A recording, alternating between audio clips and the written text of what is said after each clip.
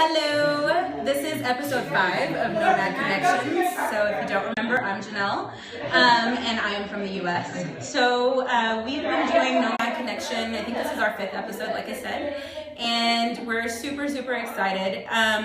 Last week we talked about worldwide culture perceptions and I guess how we're perceived, and so we're going to keep the conversation going because I think we weren't finished. Also, we have quite a few new guests, so hopefully you'll be able to meet a few new people, hear about a couple of other cultures. Please share this. We would really like for this to start a dialogue so that people can learn about other cultures and learn just how harmful stereotypes and discrimination can be. We are also in the middle of having our Thanksgiving dinner, so you will see a lot of people eating. Sorry, I know you're probably jealous. You should be. But I hope you enjoy this episode, so we'll go ahead and get started. Thanks, darling. Let's meet the Nomads. Hello, Nomads and friends. Woohoo! Lots of people. Hello. I'm back for a special episode. You are. Last week we said Mandish wasn't going to be here, but we were wrong. So, okay. Hello, welcome. I'm going to pass this off to you. Yes. And then I'm going to log on. Okay, so we've already kind of discussed what we're going to talk about. I'm just going to throw out the first question that we had, and then I will let you guys kind of take over. We ended last episode with, I guess, what is Black Lives Matter? And how is it perceived in other culture and other countries? So I guess the first question is, does everybody know what the Black Lives Matter campaign is? Do we? Okay, great. And so how is that perceived in other countries? Anyone can start here. Anyone? Who knows? 5 months. Pilou? Yeah, preferably to the people who weren't here. Yeah. Because we didn't have your opinions last time, so we talked a little bit about it.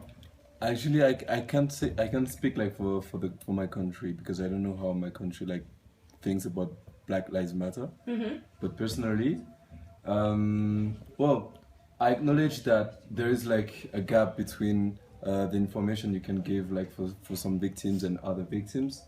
So I kind of support like the awareness, like the awareness, yes, of the people by projects like that. But at the same time, I think it's like something that people can use just to provoke more conflicts, and I could not support this. Like if it's just to promote love and like to promote the end of conflicts, okay, that's great. But if it's just like another argument to like to feed the conflicts and well, I don't see the point at the end. Okay, interesting. Anyone want to agree, disagree with that? I think I understand what you're saying. You don't have to come back to me. You really don't. You can keep looking at other people. Yeah. I get what you're saying too. I think that sometimes the movement is misused, which is kind of what I think you're saying, is that the movement gets misused. The entire purpose of the Black Lives Matter movement is to show that Black Lives matter in addition to the other lives that seem to have more value. But sometimes Black lives use Black Lives Matter as another, like you said, another point of contention, another way to, like, something else to argue about instead of using it constructively. But I also think that has a lot to do with the media because, like we talked about last time, there are a lot of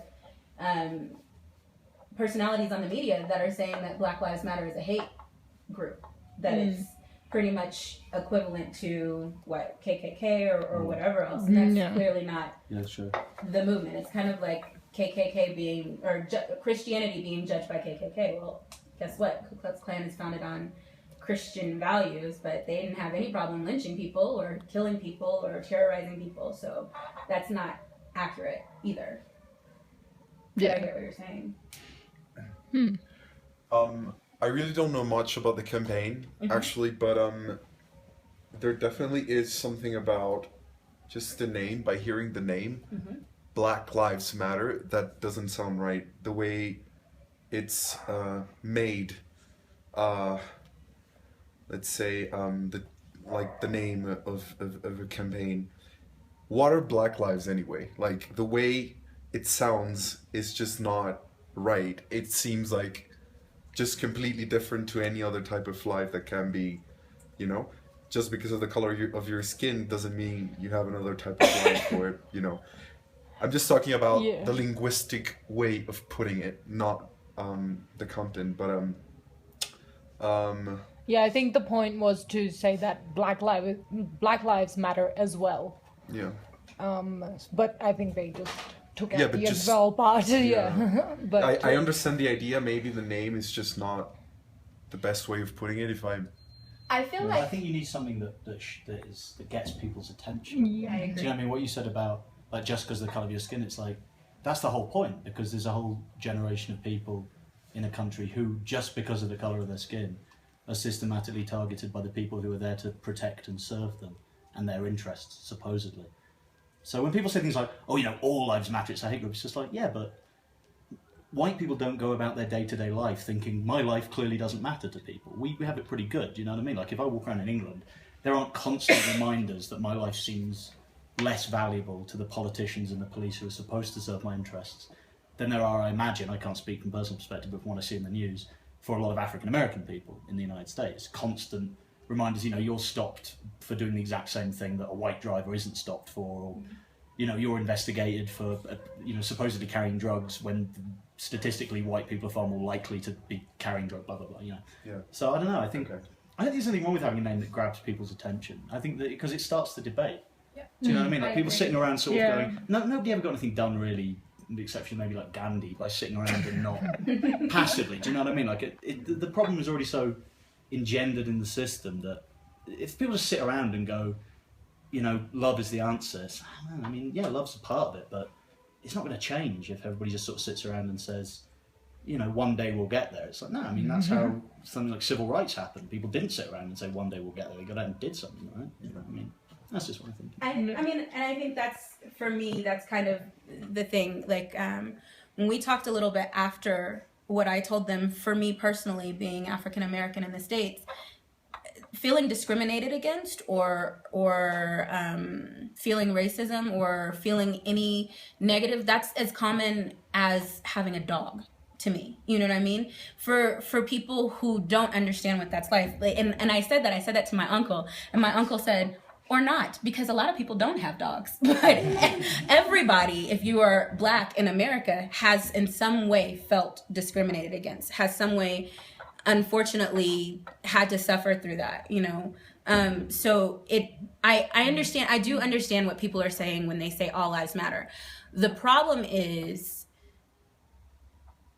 we don't have to remind people that all lives matter. Like he said, we don't have to remind people that you should be careful when you're, you know, like, I mean, just statistically speaking, and this could start a whole thing on Facebook, it's been going around, but you think of the guy who, I refuse to say terrorist names, so just so you know, I intentionally don't do that, but the guy who shot up a church of 9 people, killed 9 Black people, all of them died, and they were able to arrest him and put him in jail and got him Burger King. However, you have a slew of other people that you can go all the way back to Trayvon Martin, to Tamir Rice. You can go back to all these people who did not kill anyone, who had not murdered anyone. And when it came to the police actually having to arrest them, they were killed. They weren't arrested, they weren't put in jail, or they were taken to jail and then they were killed in jail. But they weren't killed in jail. They committed suicide in jail. But we don't have to remind people that the white lives matter, because that's already clear by the fact that you can get all of these terrorists off the street and put them in jail and give them the rehab that they need because they are mentally unstable. But these other people who didn't have guns, who maybe weren't necessarily 100% innocent, but I mean, since when is like someone who smokes weed, when is that a death sentence? It's not a death sentence unless you're Black. And so those are the times where you have to say, no, our lives matter. In addition, not only our lives matter, but in addition to it, we need you to pay attention to that as well. And I think the movement in itself, like he said, it does grab people's attention because people have to say, well, what do you mean by that? And then it starts conversations like these, because a lot of people, if you go around and you don't have brown skin, you don't know that.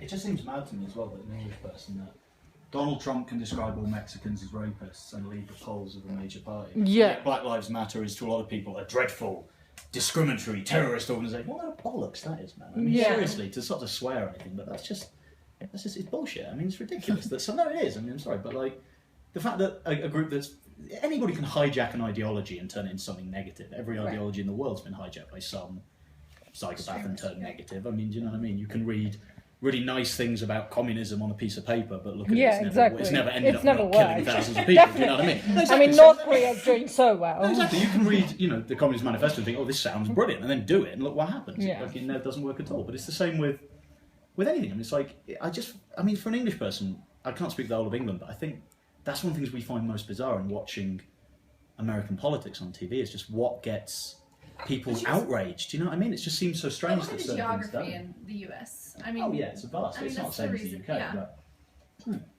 still, that is quite bizarre. Don't you think that like Black Lives Matter? So many people have such. Exactly. And yet, it seems like obviously, I know Donald Trump doesn't enjoy vast support across the states, but he enjoys enough to be a relatively to lead the polls. It's a problem with our country. It's a problem with geography. It's a problem with the educational system. It's the problem with the ideals of the Constitution. And I mean, it's from the core of the country. I'm just saying from my perspective as an English person, which was what I was supposed to talk about, right? Yeah. But this is how a lot of people see it, I think. And you've got one other English person here. I think that's probably. She's really mad at you right now because she doesn't want to be on. I think you might at least concur with what I'm saying, that it does. I won't put the camera on you, but you can talk. It's absolutely insane to all people. No, I'm sure it probably is. I'm just saying I can't speak for all people, but I can speak for myself vaguely as an Englishman. And I think a lot of people look at it like the Black Lives Matter, and they look at those stories and what's happening, and they go, "Oh, America, what again?" It's like gun control, racism. Oh my God, gun control. It's okay. Calm yourself. None of us get that. Bigoted politicians. I can't contain all myself. All these stories come up in this context of America. What are you doing? Yeah. So many people like Australia, they have. No We had one incident, and since then we were like, okay, screw you guys, we're taking the guns away. No more toys for you. So I kind of want to, I hope you don't mind that I'm totally putting you guys on the spot. Sorry. I'm sorry. Can you tell the people who you are, by the way? Yeah. I'm Renee. I'm Rosie. Okay, so we have our resident Australians, right? Yeah. Who have talked about it, but I'm curious to but I'm curious to know, just like she said, from your point of view, from where you live in your country, when you see things like this, because I mean, I'm sure Australia isn't like a stranger to racism either. Oh so. God, no. I know there's absolutely no racism in Australia, right? Well, we live in rainbows and everyone's candy and floss, yeah. If Home and Away taught me anything. Yeah, exactly. So I'm interested to know what your opinions are. I think this. Well, first of all, I think they would say they'll have an interesting view because Rosie's from the country, and so is Renee. So they're not actually from big cities. So I grew up in the country, but I've lived in the city for almost 5 years now. Yeah. But so where I come from, where we come from, our town has a really large population of Indigenous Australians. So, and my sister's boyfriend is actually Indigenous Australian as well. But like he still gets he experiences racism all the time. Like he tells me about it all the time. And like just recently, he was having issues at work with it. Like just one of his bosses just didn't like, for some reason, didn't like the Indigenous workers that he had on his team, and so I don't know, he just treated them differently compared to all the white Australian workers. I don't know, I think some people have the mentality that the Indigenous Australians, like, they're not good for anything. Like, there's, you know, there's like the ideas that all they do is drink, like that they don't do anything, like they don't work, but it's just. And I suppose that's but it's that like really bad cycle, isn't it? Because that's the perception that they receive, and that's just inherent in them to think that, okay, well, you know what, like we've been told this for so many years, that's what we are then. Yeah. And then like with what they've been like lately when they're wanting to shut down the Indigenous communities in Western Australia because the government doesn't want to fund them because this is like the perceptions that they have of the Indigenous Australian people. But it's, I don't know, it's just how the media portrays it, and in reality it's completely different. You just have to go into the community and see it for yourself. Yeah.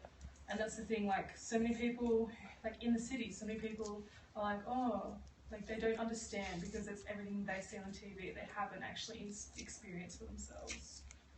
Which I think is really interesting too. I'm sorry, go ahead. Ditto. Quote marks. I do think it's interesting you say you have to go out for yourself because I mean, I know we've already talked about this on one of the episodes, but like what our family said when we individually decided to move to Colombia, you know, like what were the perceptions that our family said? I'd like to hear that. Yeah, I'm sure you would. Juan is our resident. He's our only Colombian. So he's our only Colombian here tonight. So there's definitely a perception of, again, based on what the media tells you, right? Yeah. So the media tells you, like, you know, like I told people all the time, my family would be like, okay, great, have fun, don't die. Yeah. Don't get kidnapped. Yeah. Don't die. Come home. Because and when I got here, of course, one of the first things I said back was like, hey guys, it's just kind of like a big city. That's what you guys said as well, right? It's just a big city.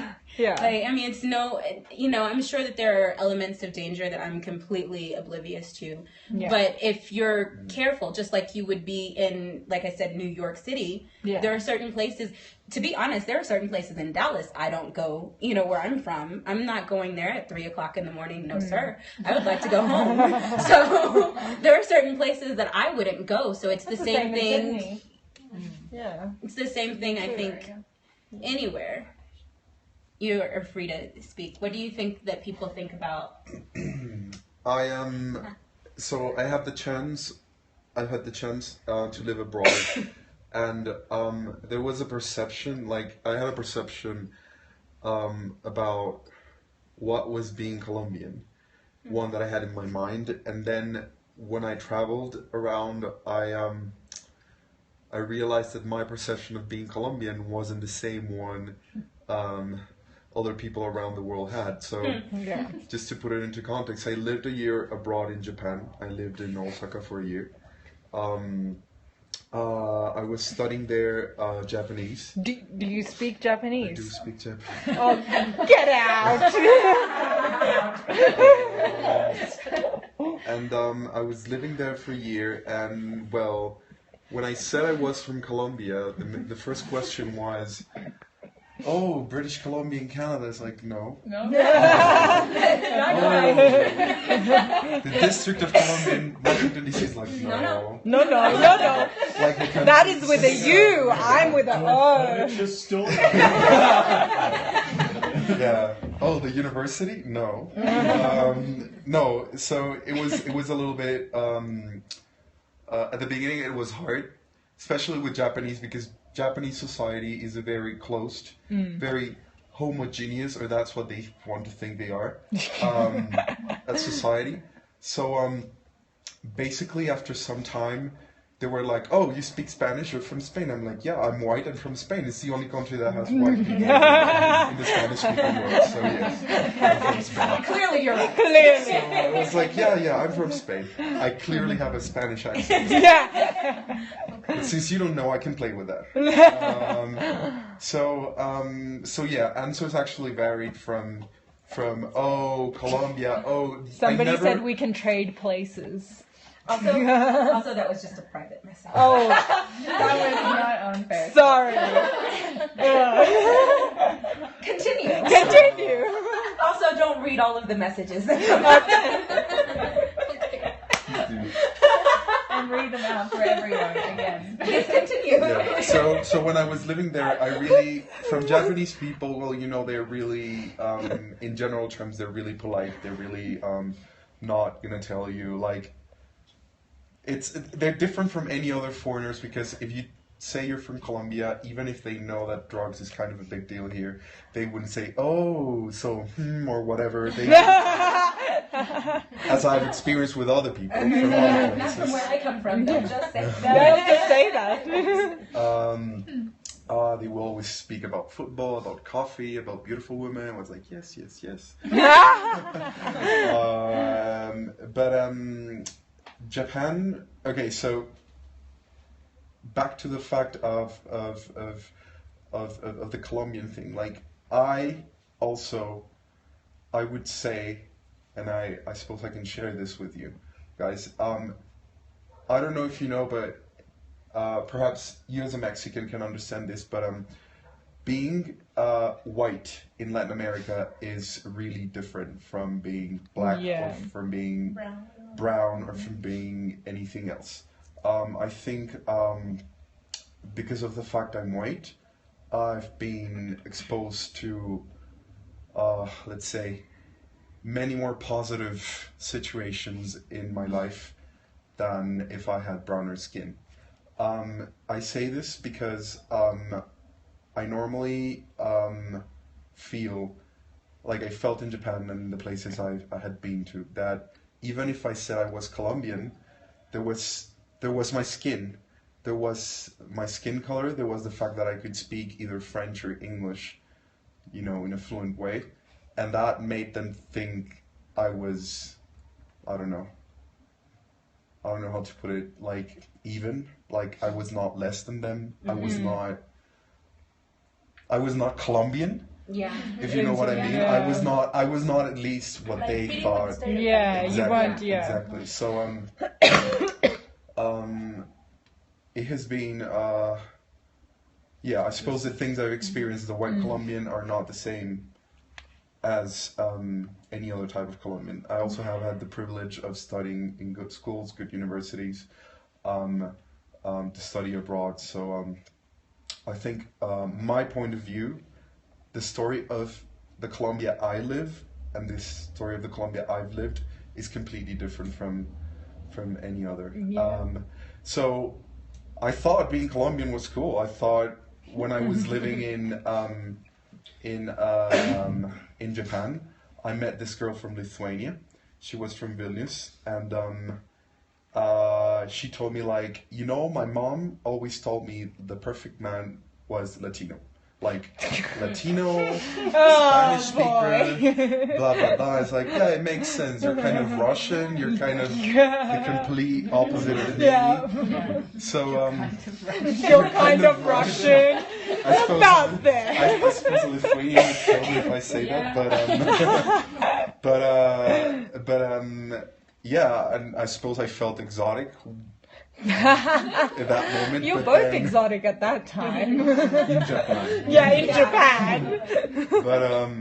But then, like when I traveled, well, Japan was one thing. Then when I traveled to France, it was a little bit different because, well, France, and I'm sorry for the French here, but they're Yeah. Don't be. We don't have any true French people, like, I mean... they you are guys less polite than Yeah. Japanese. They are much more blunt in saying whatever they think or whatever they feel is you know, what they think of Colombians or whatever. And I didn't feel as exotic there. But still, it was still shocking for anyone that met me to know I was Colombian. Really? And that shocked me. Like, it was shocking for me to know, it was shocking for them. Because if you actually know a little bit about Colombian history or Latin American history, you know this is a melting pot. You know that this was created of the mixture of every single thing in the planet, basically. Yeah. So why is it impossible for you to understand their could be a person that looks like me and comes from a country in Latin America, right? So I mean, I It's didn't think you interesting. were Colombian, but only because you're super tall. Yeah. So, there we go. So, I knew that was coming too. yeah. so but that makes that it's the same, right? It's my height is just it's not stereotypical, Sorry but for interrupting you, but maybe in Europe, because from my experience was that the Spanish people that I was studying with in my master in the Netherlands, they were also very surprised about the Colombian studying masters there. Yeah. And it is because in Spain, like this migration problem with Latin America, they call it the Sudacas or something like that, Yeah. and it's about Peru and a lot of Colombian Sudaca people. is a word that means person from the south in a really despective, Yeah. derogative way. Oh, like in a social class way. Do you No, mean? it's like if you're a Because from Sudaca, the south, just okay. yeah, Sudaca, Yeah. Sudamerica, Sudaca. So it's okay, like from yeah. the south. Like in Spain, that's the way you would call someone from Spanish-speaking South America. Oh, okay, yeah. So, and yeah, with this big problem with, I mean, yeah, also they have this migration as Mexicans in the United States, they Oh, have God, Colombian yeah. and Peruvians and maybe as well Mexicans in Spain. So, and then that's also what you were saying about this, the way of how they treat indigenous Australia. I think it's more or less like something like that. And yeah, so for example, for Spanish people who kind of live these problems within their country, that's the idea they have, no? So that's also really difficult to meet someone that is not fitting with that idea because And the conclusion is basically it has to do with your race, because the only place while traveling where I've felt really discriminated has been in airports because of my passport. Oh. But boy, I understand that. Like that's like a government thing. It's like, oh, you're Colombian, so we have to check your bags, basically. Especially, I remember 3 years ago that I went to visit a friend in Bucharest in Romania, and they had never seen a Colombian passport in their life there. Really? So they got my luggage checked, etc. Anyway, so these things that Marcela talks about, I have never felt them when I was in Europe or when I was in Japan. Japan is really special because it's the only place in the world where white people feel discriminated. It's like probably the only place in the planet where being white is actually really bad, as being black or as being whatever. Where's that? I felt that in Indonesia as well. In lots of places. Yeah, I'd say there's a fair few places where being white's not that great either. Well, in my experience is because I think Japanese people do act like really humble and really polite, but I think in their heads they're still a little bit kind of like back in World War II, where they thought actually, Germany was a pure race, whatever, and well, Japan They're was very an ally proud anyway. people. They're very proud. They're proud, people, and they really think they're better than than Koreans, than Chinese, than any other race. They don't say it, they don't show it, but they do really think it. No, that is true. I mean, I've felt that as well, and I have a few Japanese friends, and there's certainly that hint of looking down on you for being different. It's just Or that you'll never be as pure, you'll never be as respectful, you'll never be as discreet, you'll never be as Do you see a lot of racial relationships? And that's a huge problem in Japan actually. Kids that are born from international, you call them international marriages, interracial marriages, they suffer a lot of bullying. So I have a friend, he is half Australian, half Japanese, and his mother is Australian, his father is Japanese. He grew up in Japan. He speaks perfect English because with his mother he spoke, all the time in English, and then he speaks really well Japanese. But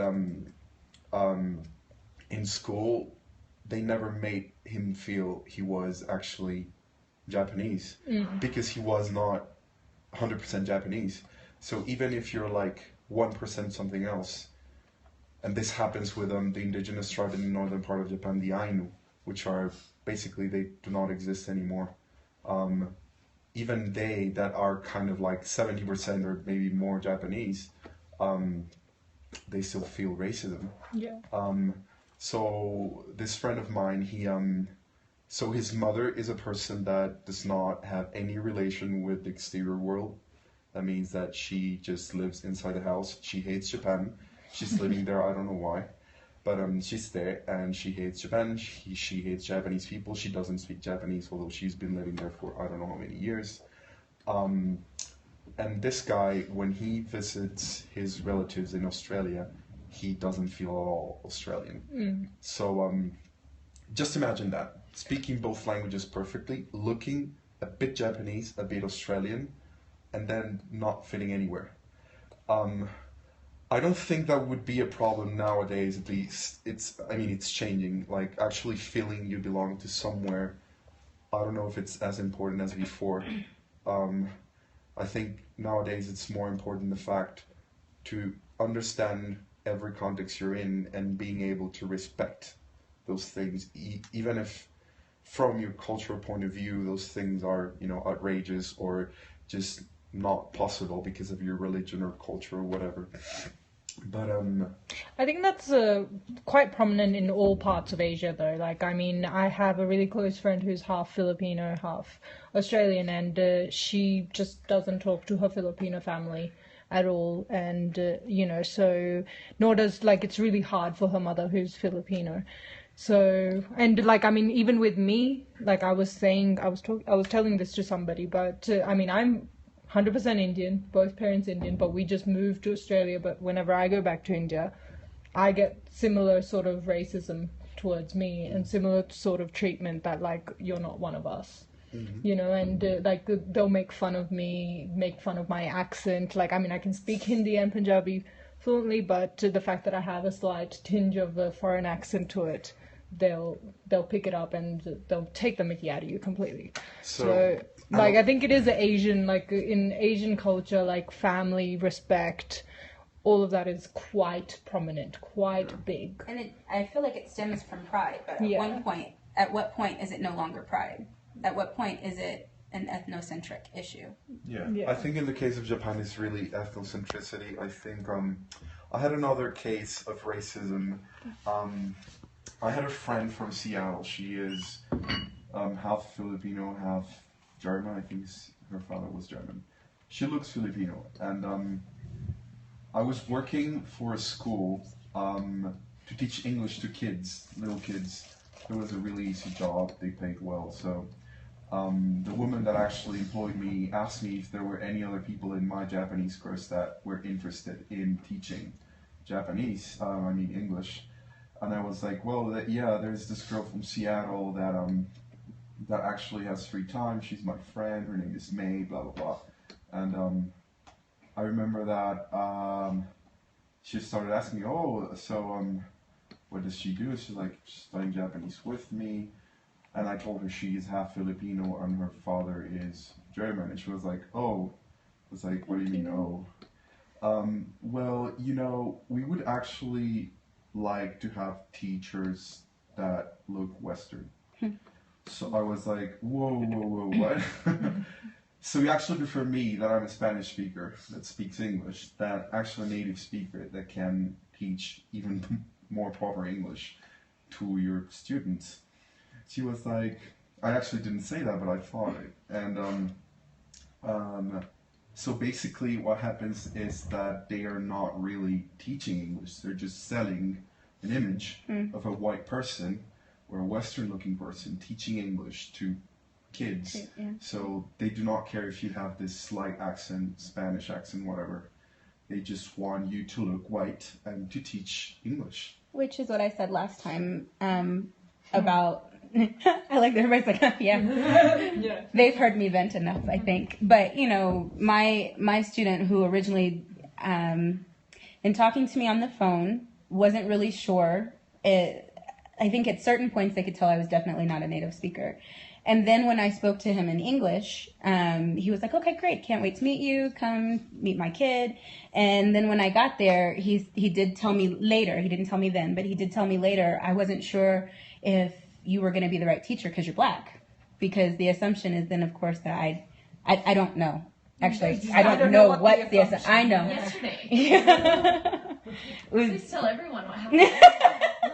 Do tell. Oh my. We went to the store to buy, of course, the ingredients for dinner, and the lady was just, I think it was more she was surprised that I spoke English at all. So she would hear her speak English to me, and of course I respond, and she was like, where are you from? And I was like, I'm from the US. She goes, oh, but you speak English. And I was like, well, yes. Well done. That's true, I do. That's the thing that I do. Yeah. But I think it is. It's an assumption that I either I don't speak English or I don't speak it well, which he was like, I didn't know if you would speak the right kind of English, Like which a I was like, Creole. I was like, but what exactly, I mean, and then also, why would you assume that just based on what I look like? You don't, you know, and at that point, you have my resume. I've given you my resume. You know what I've studied. You know my credentials, but it was still not something that he was immediately wanting to trust me with until later. Now, of course, later he also thinks that the right kind of black people don't have dreads, but that's neither here nor there. Let's move to the next subject. There's one last thing I want Yes. to say, actually, related to this. So here in Colombia, I can talk. Let's say I can say this because I can feel related to it. Well, because I'm Colombian, and I know it works like that here. You basically can be of any ethnicity, but if you speak English, you'll be treated better. As in, it's not the same that you, Janelle, go inside a store and start looking at clothes and eventually get interested in some piece of, whatever, and want to buy it. The treatment is not going to be the same if another Colombian black person goes inside a shop. The treatment is not going to be the same because here, ignorantly, let's say in general, speaking English, despite the way you look or your skin color, means you have dollars, basically. Yeah, It no, means I've you have experienced money. that too. It means you have money. It doesn't matter if you come from Britain, you have dollars anyway. Yeah. English You all have is dollars. just You all have equal to dollars. dollar because our geopolitical, let's say, representation of the English-speaking world is America But anyway. I mean, we always get asked what language they speak in Australia. I can ask what language I speak in English. So much. You know what? You win. I've been asked in the United States what language I speak. No. Knowing that I'm English. It's not just a Colombian. No. It's an ignorant dumbass, which is unfortunately a global universe. I don't actually think that's weird because if I ask you what's the language they spoke in Brunei or what's the language they spoke in, I don't know, Bhutan, probably you wouldn't be able to answer. I don't know, maybe. But, As we say, he's actually the one who does. Actually, but when people get mad at people who don't know everything about Colombia, like it's a gut reaction because I know a lot about Colombia, and then I stop and I think, well, I have people who are expert in the stands. I don't know anything about really. I know the basics, but I don't know anything about Kyrgyzstan. So where do I get off feeling I don't know about Colombia? I mean, I know. If you don't know about Colombia, spelling it with a U does not seem like the greatest sin that's ever committed. Because it sounds like when people say Colombia, it sounds like it has a U in it. You're correct, but I know, but then the reason why we don't really know about Great Britain is because it doesn't really make part of our history. Yeah. Like we would know more about Spain. Oh yeah, totally. Yeah. But that's Even if that. Yeah, the reason why UK news focuses on countries that we've had a sort of colonial involvement in, Yeah, for example, exactly. because it's more relevant to our direct news Exactly. than Latin America. We don't get a lot of Latin American news in the UK because we never really had a big involvement in Latin America directly. So I want to move. Guyana, maybe. Probably would if there was big news in Ghana. Probably would. Just maybe. Thank you. I want to move to another very hot topic. Paris. How did? I know. Oh, I God. noticed that I didn't even ask a question. I just dropped a word. Figure it out. Say what you got. I know. I've talked to a lot of people in this room, particularly. So I think the first question that people asked specifically is, how was it received here in Colombia? But I also would like for some of you, I'm not calling you out unless you don't talk, and then I will. But how your friends have perceived it, any conversations that you've had, what has been the perception with respect to what happened in Paris, and I guess we can move on to worldwide from there. I'll do it. I so will do it. I will pull that teacher. I will pull that teacher, and I. I actually lost Thank a friend you. because of Paris. That's one. There's another one of you guys. Sorry. And no, he was not my friend in the end. And that's what made me think. You mean on Facebook? You mean he's a Facebook? Yeah, he was a Facebook friend, and he You mean deleted you me lost him on because Facebook? of Alright. you know. Oh, She's thinking that your friend died. No. I didn't even catch that. I'm glad you caught that. How are you so calmly saying that? I realized when he died, he was not my friend.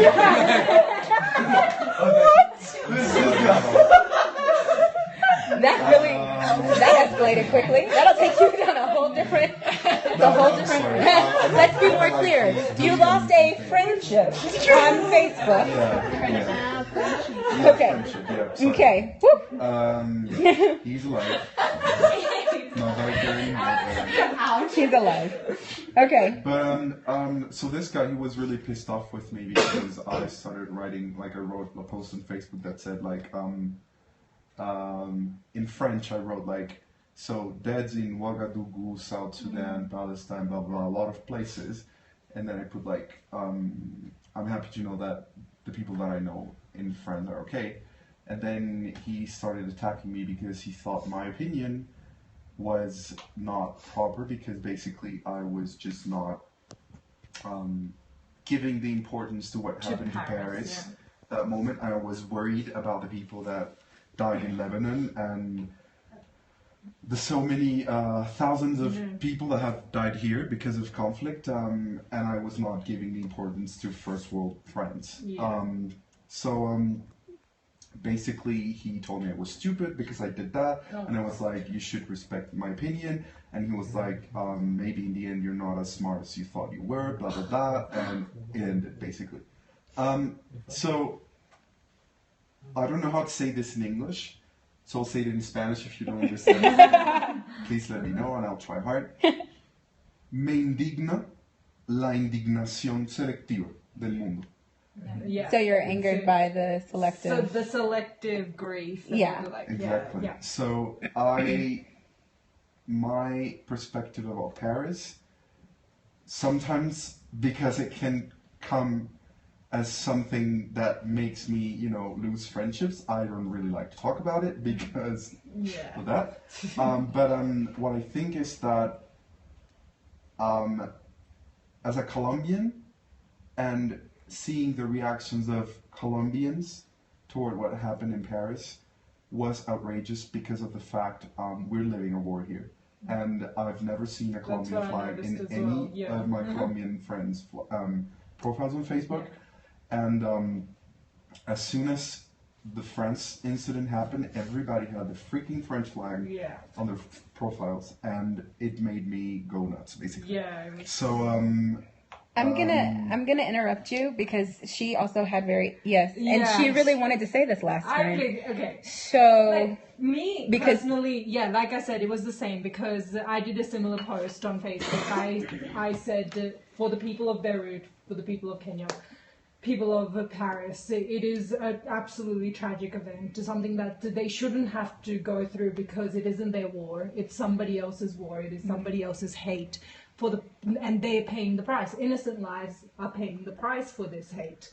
And it was simply like, because I just saw so many people suddenly jumping onto this bandwagon of supporting Paris, of getting on to their profile pics changed. Even I noticed YouTube and Groupon had their logo changed to the French flag.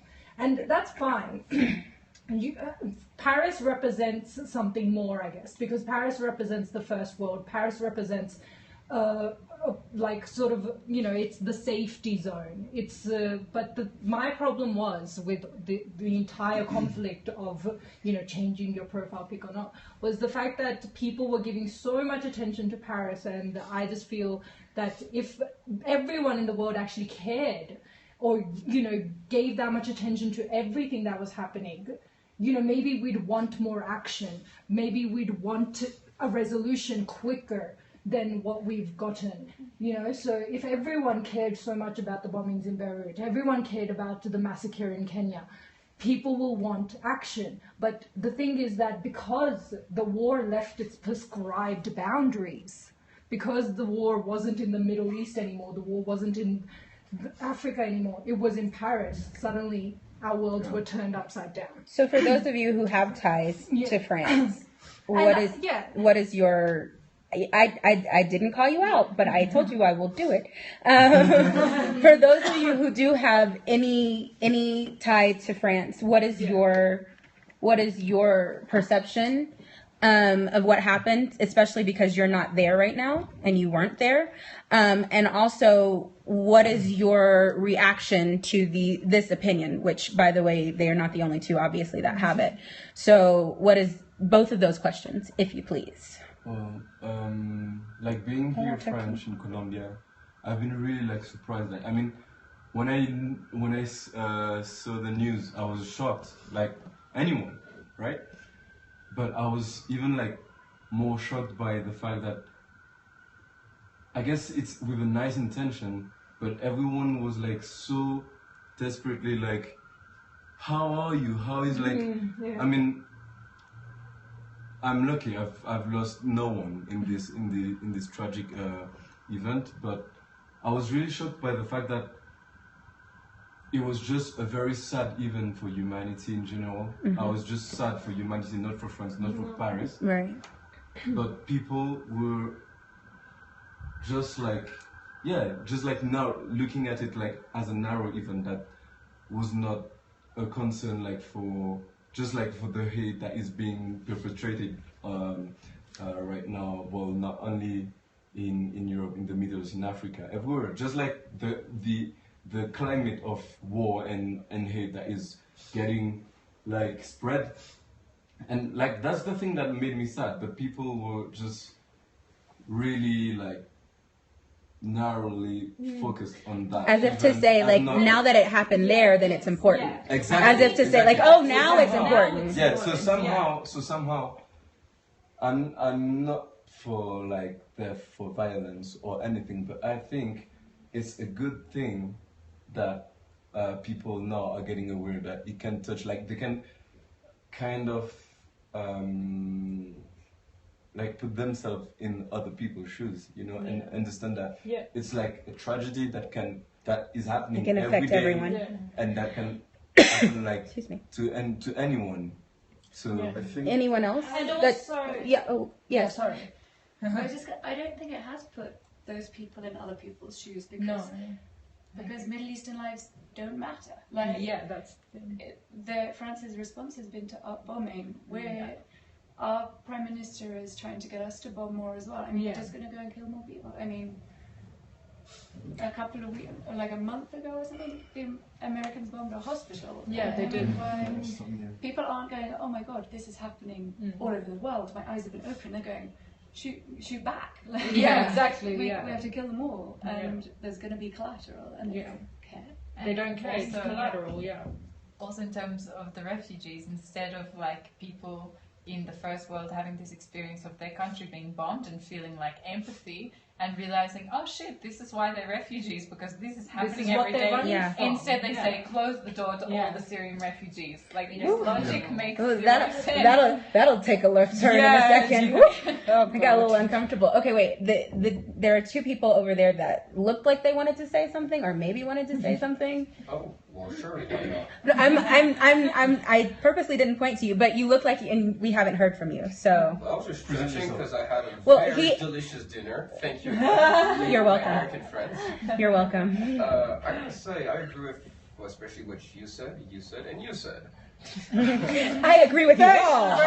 Especially with you all. Due to the fact that, okay, yes, it's a very sad event. I agree. Well, no one's going to say the contrary. It's a good reminder that it can happen to everyone, wherever we are. But there's a lot of hypocrisy. As he pointed out, there is selective indignity. There's basically a certain hierarchy and suffering. If you're a first world country, there's a hierarchy of lives. Yes, there's a hierarchy of lives. Which brings you back to, but that brings you back to the whole whatever life matters. I think that's kind of like, because just like you just said, Middle Eastern lives don't matter. Yeah. But it's also like, because I mean, I can understand if you have people that you know that are living in Paris. I mean, I knew 10 friends who were in Paris at the time of the attacks. So, you know, obviously I was worried that something had happened to them. And I don't know anyone who's living in Beirut or in Kenya. So I think, there's that certain attachment you feel because, you know, maybe if you've actually landed in the country, like you've physically been in Paris at a point in your life, so you feel that connection. But also, like, I had so many friends on Facebook just pointlessly fighting about why Paris is important than the others, or, you know, why you should be changing your profile pictures, or why you shouldn't be changing your profile pictures. I'm like, what difference will that make? I think that was what I'd say as well. It's a complete, to use the word, it's fugazi, it's a distraction. Everybody, at the end of the thing that happened, there were far more people just bitching each other out about, you shouldn't do this on Facebook, you should Facebook. Nobody was going and thinking, oh, maybe if we all went and read a book about this, we might actually know why it's happening. It's like, oh, ISIS is going to log on to Facebook and see how many, like, profile pictures I have. The French flag, oh, now we feel sorry, okay, we'll stop the war. I mean, to take the opposite point, and I actually agree with you, but I always like to try and take the opposite point, just because there's no point in consensus. Consensus is always yes, my dear. Consensus is how terrible fascist government stuff. So we all agree the same thing, let's do that. You need debate, debate's important. And Daniel? But I think that, I mean, to take the opposite one, is I know plenty of people who were out there who couldn't wait to jump on the people who put the French flag on there. They were waiting for someone to do it so they could go, how dare you, Kenya! Those same people, I don't remember them having statuses about Kenya when it exactly. I mean, just to take the opposite point, I agree that you know, that there's definitely a hierarchy of tragedy. That is undoubtedly the case, but I also know plenty of people who, it's anything, it's keyboard warriors, man. It's the same all over the world. Everybody's fighting for something. And like I said, in the wake of it, there were so many more people debating about the ethics of Facebook. Actually debating about the ethics of, say, our parliament voting to bomb Syria. There's more people talking about Facebook ethics than there are talking about the ethics of war. It's crazy. Or accepting refugees, or trying to actually make a difference. Arguing about Google changing their corporate page than they are about, you know, the actual on-ground issue. This poor baby has been trying to talk for like at least 45 minutes. Poor thing. You say something right now before you lose the floor. So much. Well, we also have French friends, and one of them was in the stadium when it happened. But I mean, there's nobody who got killed, or friends. But still, I mean, if you put this event attracted so much attention, and that's what the terrorists wanted.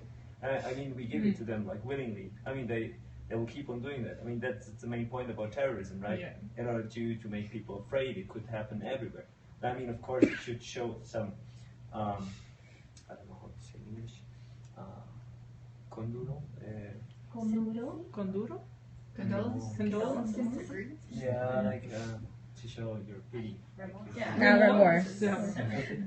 Empathy. I like everybody was like this word, that word, that word. Okay, sorry for my lack of vocabulary. No, you can speak like 3 different languages. Just throw one out there, somebody will pick it up. And then again, I mean, it's fostered the whole Facebook thing. It's good. So you cannot I mean, the discussion. I mean, they didn't put the option to put the flag of Beirut or something. So you were offered the option to put the French flag in your profile. So it's only it's first world. So the Facebook also puts first world in front, and then like the other things. But then you also notice that these are all US companies as well, and then. Yes, exactly. You know, I was just about to say. I saw a very nice movie. Like I think it really makes sense with what is happening now, and it's called I Am Khan, and I think it's an Indian American movie, and it talks about like the consequences of all this terrorism is also to point out the Muslims, no? The Muslims, they are the bad guys, and then, like, for example, we don't have it here in Latin America, like those. Are you talking about My Name is Khan? I am Khan. I am Khan? Uh-huh. Is that different? No, okay. And yeah, so the thing is, for example, in that movie, they were saying before this a boy from Muslim culture, he was like having a happy life with their friends, like going to school in America, everything. And after 9/11, he became targeted. Yeah, exactly. Yeah. Just because of their religion, no? Yeah. So that's also like a very a concept that it's kind of dividing the world as well, like even more putting all these stereotypes with the different Muslim people that it's very very diverse world. Well, yeah, I mean that's exactly what ISIS wants, is that so that the rest of the Muslims in the world feel isolated from everyone else, so that they have no other option but to join ISIS. And then, because we're perpetuating that belief that all Muslims are terrorists, or the media is anyway. The media, most certainly. Yeah, the media mostly, that they feel isolated, they feel threatened, they feel left out, bullied, under attack. And so they get that anger as well. So then they just want to take that anger out as well. So I didn't ask this question for those that had the ties to Paris. What do you think of the opinions that I asked it, but it didn't get answered. What do you think of those opinions when people say that everyone was so upset about Paris? Do you feel like their opinions have validity? Not you, because that's not... That you We're get the same. Yeah, that's not you, dear. For the two of you. Okay. So the question is that I'm saying, for those people who are saying, yes, Paris was terrible, it was awful, but no one paid attention to all these other places. How does that make you, as someone who recently experienced this particular tragedy? Because I can guarantee you that if those things were said, let's say around 9/11, people would be, I know it's a terrible example, I already know, but a very So my thing is if somebody had said immediately after 9/11 happened, well, what about blah blah blah blah blah, I can guarantee you there are gonna be a whole bunch of Americans that would be upset. So my question is, what do you think? And I'm sure you guys have, of course, friends still that are in France. What opinions have you seen with respect to this expressed opinion? Tu veux commencer?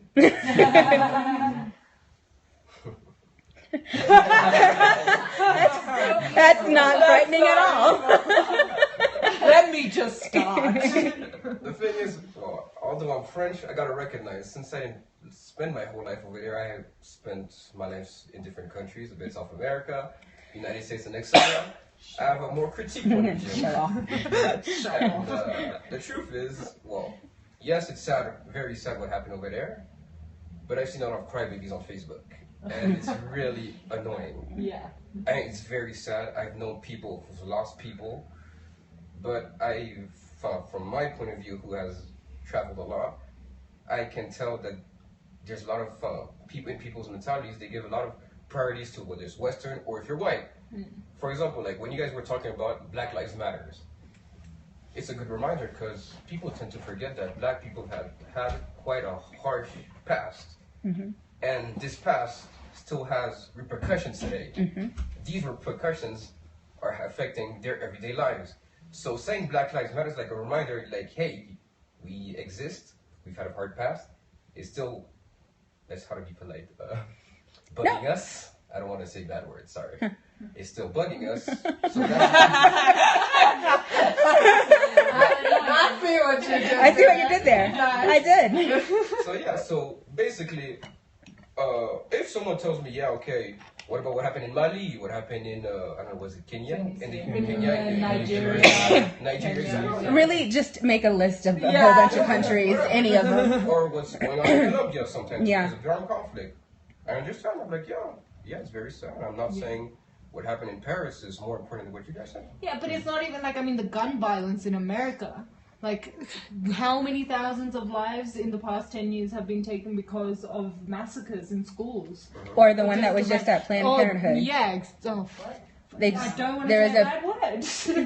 Why not? This is not. This is not necessarily a kid's show. Yeah. But the Planned Parenthood, there was a gunman in Planned Parenthood. Oh God! Because of his Christian values. No, he was a Because- lone, he was a lone wolf. Can I just please He was a lone wolf? Just please head through the wall. A lone wolf. He's a lone With, wolf. like, I'll tell you. yes. He was mentally disturbed. Yes, which in and of itself is completely dumb. Like, I'm pro-life, let me go take everybody else's is really ignorant altogether. Like, when you put that together, you know, those people who aren't pro-life, let me just load these bullets. It's not a thing that like doesn't make any sense. It's really funny if like all the politicians going on about pro-life, if they just used that with the same arguments for gun control, life would be so much more amazing. In my university, it's quite liberal for the South, I would say. They had every year for a month, they had a pro-life, not a month, maybe like a week, a pro-life exhibition right in the center quad showing pictures of abortions. Never once did they have a pro-life exhibition of people being shot down by guns. And our school president was killed with a gun. Just head through the wall, so please. the thing is that again that selectiveness, like what, like we're gonna choose, like it's important to care about people dying for this reason, but everything else, it doesn't fall in line with kind of what I want it to fall in line, which I think from my issue. Well, it's also quite funny that the same people who are so pro-life, politicians usually, are also usually the same people who vote to cut funding that would help single mothers, education privileges. It's basically what George Carlin used to say: if you're pre-born, you're great. If you're preschool, you're fucked. Do you know what I mean? These same people. That it's so funny how selective they are with what they care about. Do you know what I mean? It's partly. It's what I was saying before. It's funny again how you were saying about issues that still affect African Americans or black people today. Is that it's funny how that again the same people who cling to the values put in a book thousands of years ago will also say to people like Native Americans and black people, "Oh, it was 200 years. Will you get over it already?" It's like, well, when you get over the Bible, which then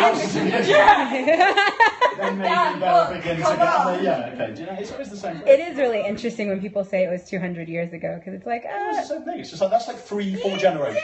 because what I've tried to tell people before is I actually had a conversation with my great grandmother, literally sitting at my great grandmother's feet, listening to her talk about her grandmother in slavery. Like it's not that far removed. Like I can tell you, you know, thousands of stories.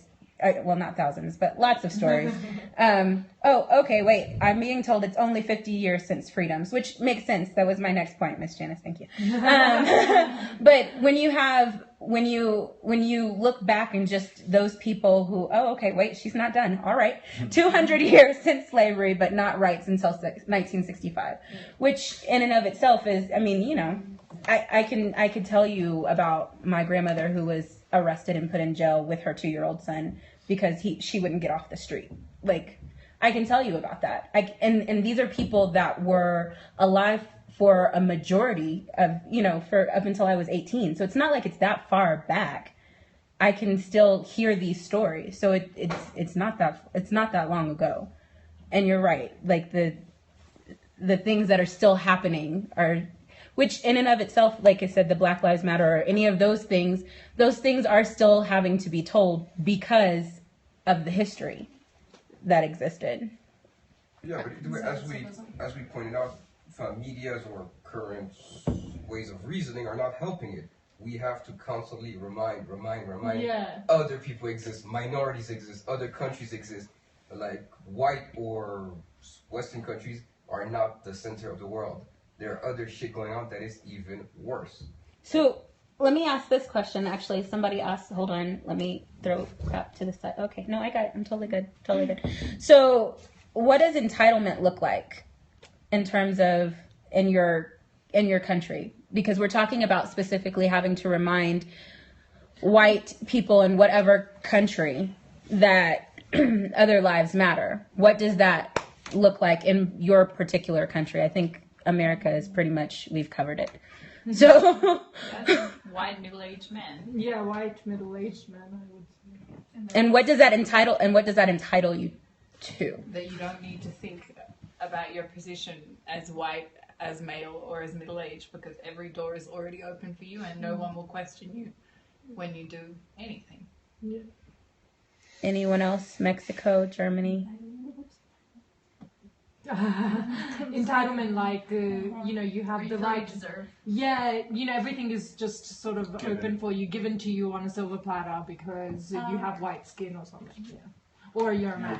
Which I'm not specifically saying white, because in every country it may not be the same thing. Right. So specifically, like you said, in Japan, entitlement is not white. So I'm asking specifically with your individual cultures and countries, what does the entitled person look like? Well, in Colombia, it's definitely white skin, but it's a white skin that is related to Europe.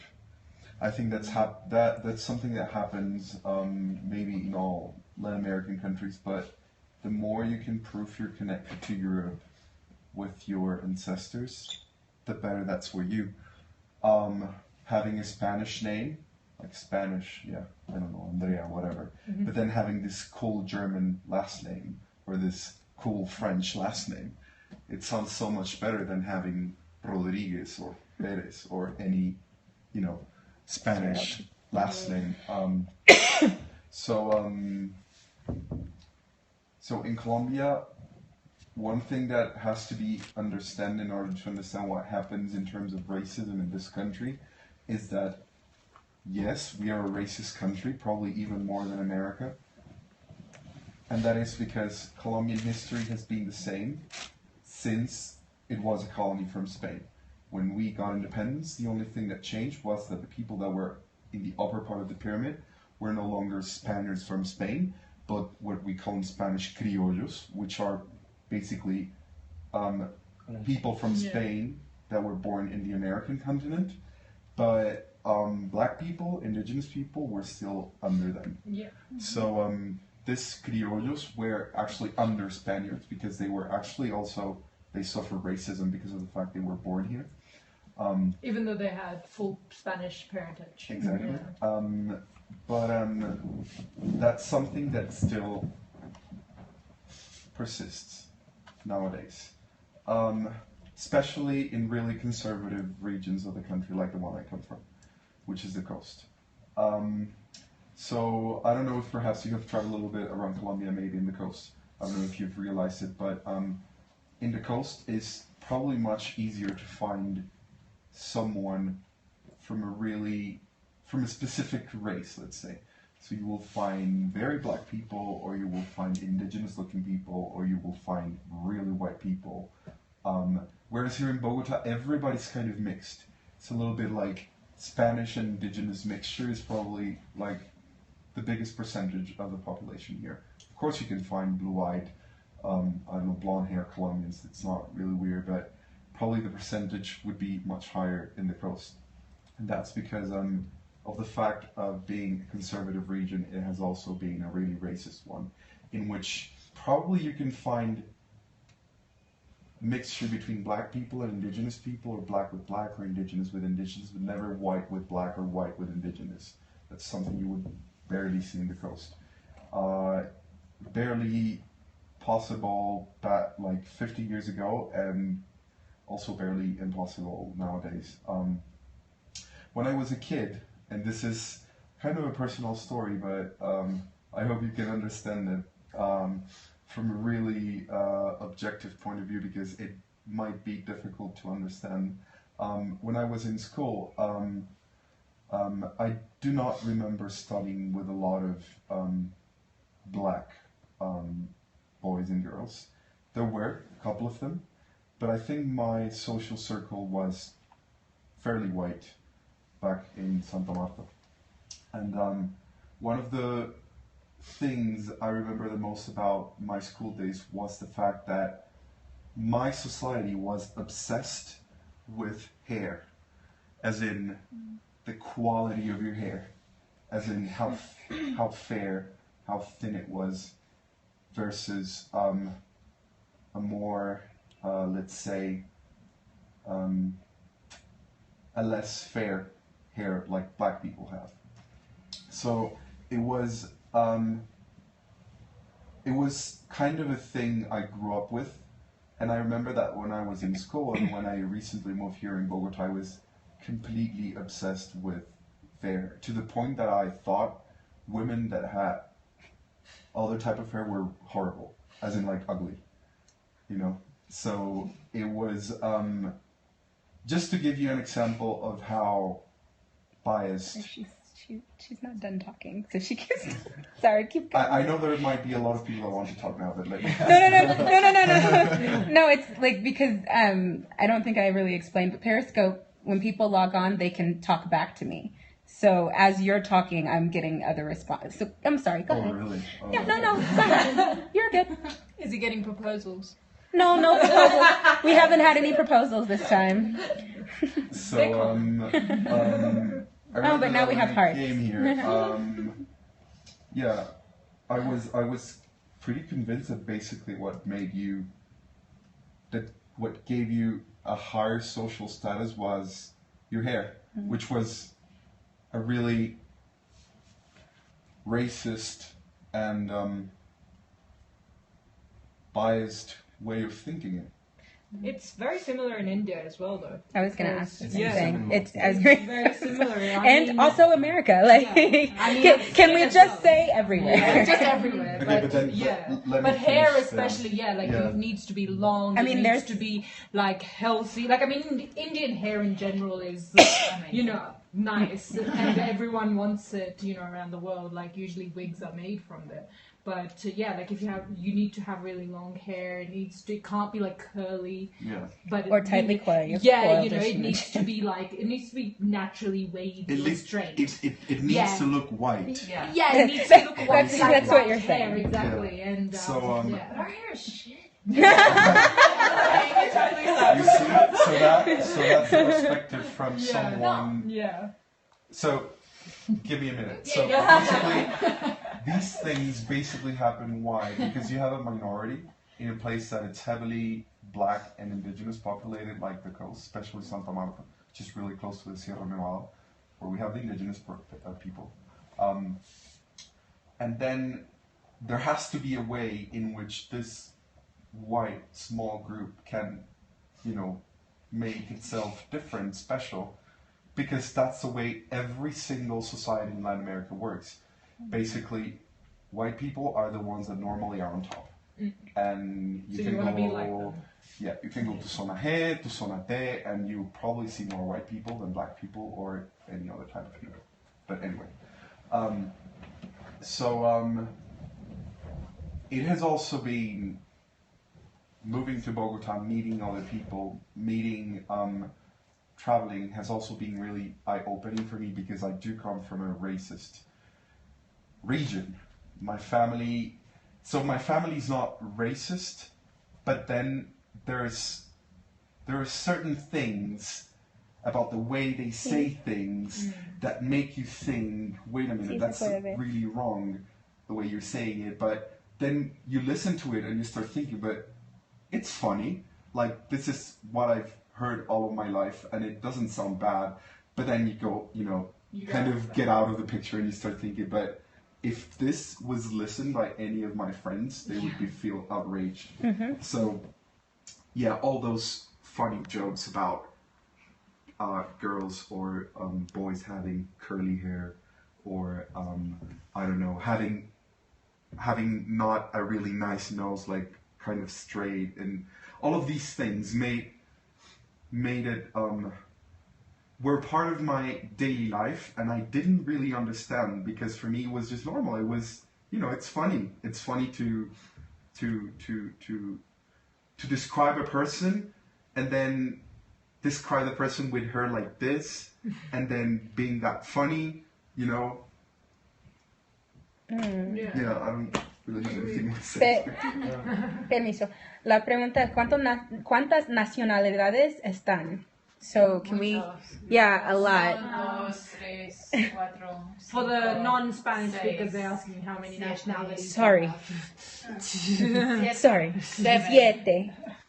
De Australia, Estados Unidos, Alemania, Martinica, México, Martinica no es una Francia. Francia. That's actually a really Seis. good question. That's, I think there's. Y Colombia, 7. Sí, hay 7. Nationalité? Yes. Yes. It's not a state, but it's a nation. No, it's a department. Well, What? it's not a state. It's Oh. not like an administrative territory.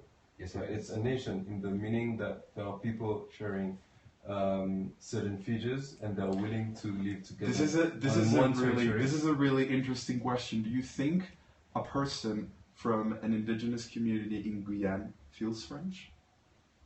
Depends. Like you can and you can't. Like it depends. So I think France has a really difficult problem with It's a the multinational. département d'outre-mer because there are places where you really do think twice. Like an indigenous person from the Amazonian jungle in Guyana is French. I mean, they can get their French passport, but do they feel French? Do they have anything in common with anyone in Paris? I really doubt it. But it's the same as you were saying how when you go to France you don't feel the same there. You've felt discrimination from the French. Yeah, well, I just say I got everything to be hated by French. I spent my whole life in the US, so I. So that's the first thing. Number 1. Go ahead and mark that off. And I give off this very American vibe, so not good. Not to mention the name. Yes, I was born in France, but I got in a very American name. It's That's not super helping. American. And then I'm a little mixed, so people are like, where is he really from? So it's not really helping. But yeah, I agree with what you say. People, someone from Guyana, culturally, yeah, he's gonna have trouble identifying himself with French. But for example, from Martinique, I don't think they have that much the same cultural problem. Because Martinique, they're a bit more assimilated to France than Guyana. We are French for 50 years now. So Yeah, I don't know anything about her. so basically, I think like from the past that we have and from the location that we are, like we do share a lot with the French people, way more than the people in the Amazon. That's right. But like in the context we live in, you develop like a culture, a language that is different, and then you don't share the same things with other people from Europe. So that makes a nation. I think I have a friend that works in Paris for, I don't remember the name, but it's a center to make people that come from Réunion, Guyane, Martinique, Guadeloupe, make them feel like home. And if you really are conscious about the fact that all of these islands are France, and you're putting in your constitution that these places are French, then I shouldn't see the need for these centers to exist, because they're basically treating you as someone different. So I think there's also a lack of knowledge of people that live in France, in European France, about what's going on in, the overseas territories, and there's a lack also of interest also on what's happening there. Like, I've had the chance to ask a lot of people from France. So hey, tell me, what's. I remember I asked once a person from France. So do you know if there's any difference between the French spoken in Quebec and the French spoken in Saint-Pierre-and-Miquelon? And they were like, I don't have any idea about Saint-Pierre. Like, it doesn't make part of me. It doesn't make. It's like, it's just same country. Doesn't mean, So there's like a big conflict about friends being friends, and then I've also heard that when people go to Martinique or Guadeloupe, like from Paris or Europe, they actually feel a little bit of racism from people in Martinique. So that makes you think then it's not the same country. Then what are we playing at? Like, what is this kind of, you know, state. But if they feel a little bit of racism, is that not in every country? Though? Yeah, I mean, because the reality is that. But this is the same country. Right, Yeah, but what I'm saying is. What about Colombians? Yeah, internal racism. Indigenous is Colombians, true, for right? example. I mean, I've spoken to Colombians who I wouldn't call racist people, like you were saying about your family on the coast. It's just something that's sort of internalized over generations. So it's not necessarily overtly racist. It's just sort of an attitude that's there. And I remember when Emma and I were in Valledupar, and we drove up into the mountains with a friend and her family. And the local restaurant owner came out and was telling us how we had to go up further into the mountain to this indigenous village because sometimes you see them. The indigenous people, sometimes they come out Like a bear? And the family who we were with, who were probably lovely people, sort of Afro-Colombian people, you know, were blown away by that simple fact, apparently, that you could sometimes see an indigenous person as if it was a safari or something. And it's funny because, like you were saying, it doesn't necessarily make people bad. It's just that those indigenous groups are so far removed in so many ways from Colombian society that it's like you're saying about like people from overseas territories of different countries, is that technically, I mean, the indigenous people are classed as indigenous Colombians. But I don't know, if you were able to sit down and chat with a lot of sort of local leaders and stuff, would they strongly consider themselves Colombian? Yeah. I think the history is different though, because what happened in Martinique and Guadeloupe when they become departments of France, when they actually got all the rights, was like we're recognizing. I mean, like there has been much more connection between people overall because it's an island and it's small with France than maybe the indigenous communities. I think the fact that indigenous communities exist is because we do not want to get like into their territories, something like what happens in America with the communities. Like they have their own rules somehow. So I think it's a bit different. Like they are Colombians anyway, like they're inside our territory, so they are Colombians, but they live isolated. In Martinique, like the relation, I think Martinique has more relation with France, which is in Europe, than any of the islands in the Caribbean. Like the relation is always with France. It's Guadeloupe, France, Martinique, France, and not with St. Kitts and Nevis or any of the other British islands, which were colonies. So, yeah, I don't know where I'm going anyway.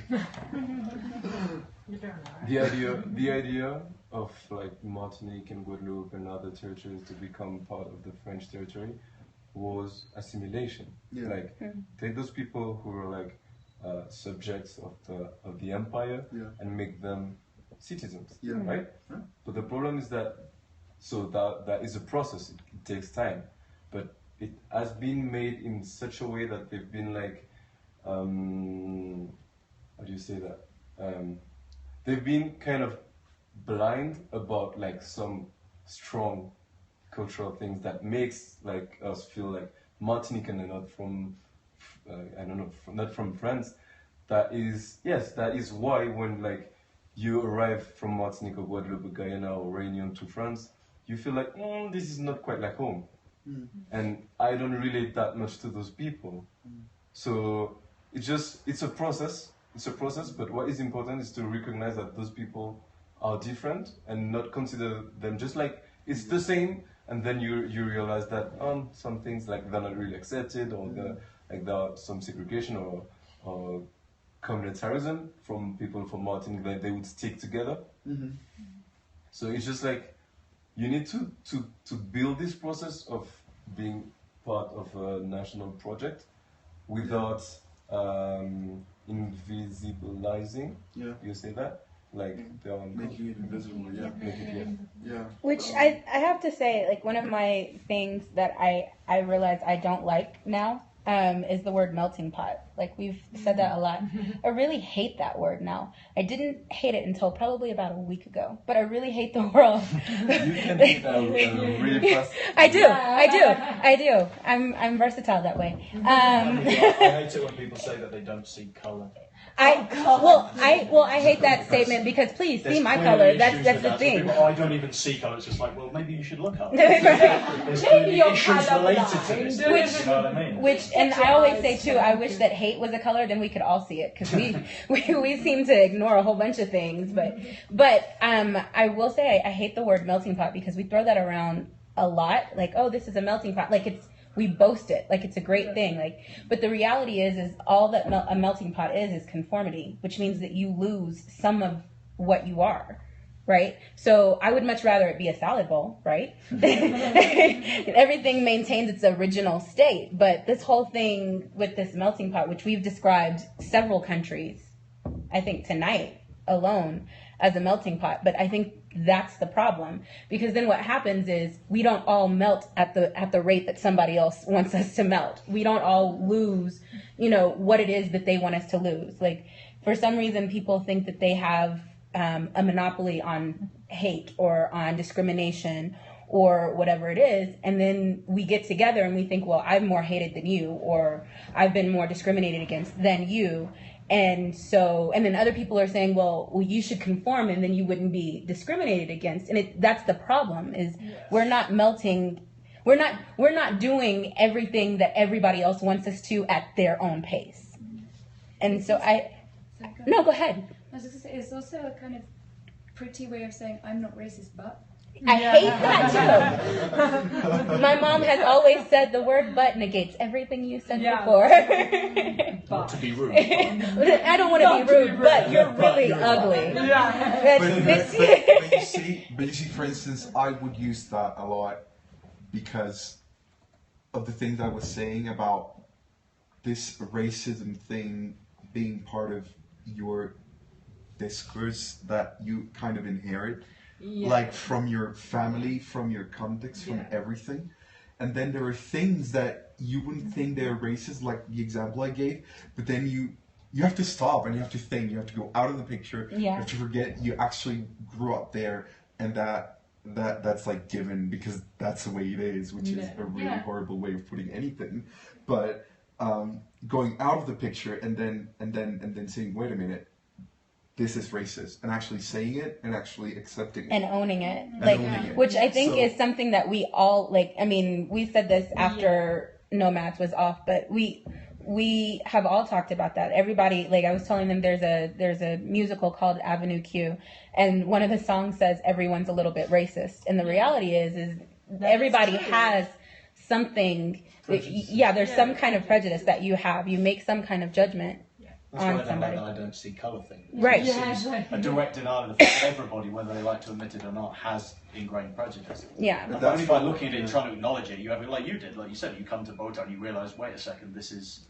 Clearly I was wrong, this is not an act, And you learn from it, but people just sort of go, oh, I don't see colour. It's like, well, dig deep and see what prejudices do you have. It's not colour. What prejudices do you have? I think people that say that is because they have a lot of prejudice actually. Racist. Well, it's slightly, they said I'm not racist, but or it's like the dual argument equivalent of like, oh, I can't be racist. I know a black person. It's totally okay. It's not a thing. Black guys. But one question: if you have prejudices, does that interfere? No. Does this mean that you're racist?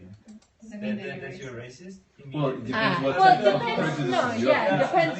It's about It doesn't mean you have racist beliefs, because I don't necessarily think that having a sort of prejudice, like you said, you had this, but like if you were a kid and you said that, I wouldn't have said that kid's racist. I'd say that belief that you have is racist. Is a racist. I don't necessarily mean that you are fundamentally a racist human being. I think that belief is racist. Yeah. And it's your job to And unlearn it's it. something But that it you depends can what move on kind from. of prejudices you Yeah, have, and how do you put those prejudices in place in daily life as well? Like how do you use them? Do you just meet somebody that you have a prejudice against and suddenly you're just to their face?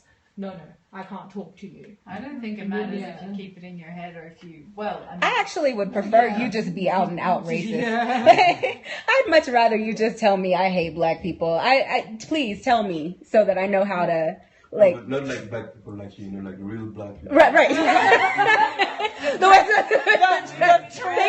Thank you for clarifying.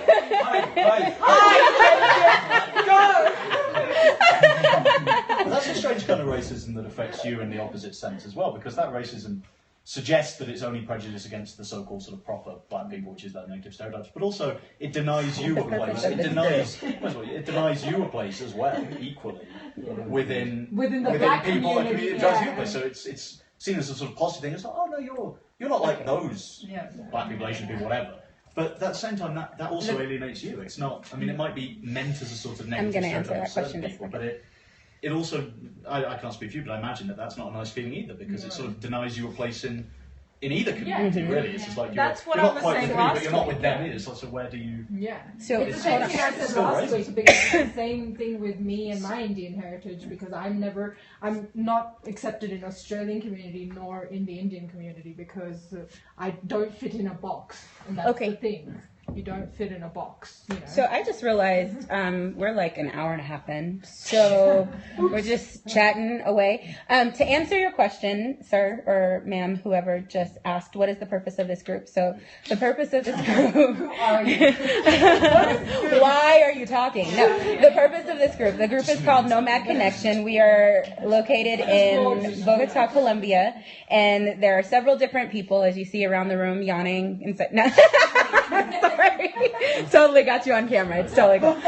Several different people from all over the world. Wait, let's go through it again. Australia, Martinique, UK. Oh, dear. Yeah, just say France. Don't Well, I mean, I'm going to say Texas. So. Like for me, you can say Martinique. Okay, Martinique, France. I would say the Martinique. US. Who else? Wait, Germany, Australia, UK, Mexico. Colombia. Okay, so we've got a lot of different people from all over the world. We get together once every other week, or in this particular case, every week, and discuss a particular topic. This time was worldwide culture perceptions, and I guess how they color our views on, well, you know, the world. Pun intended.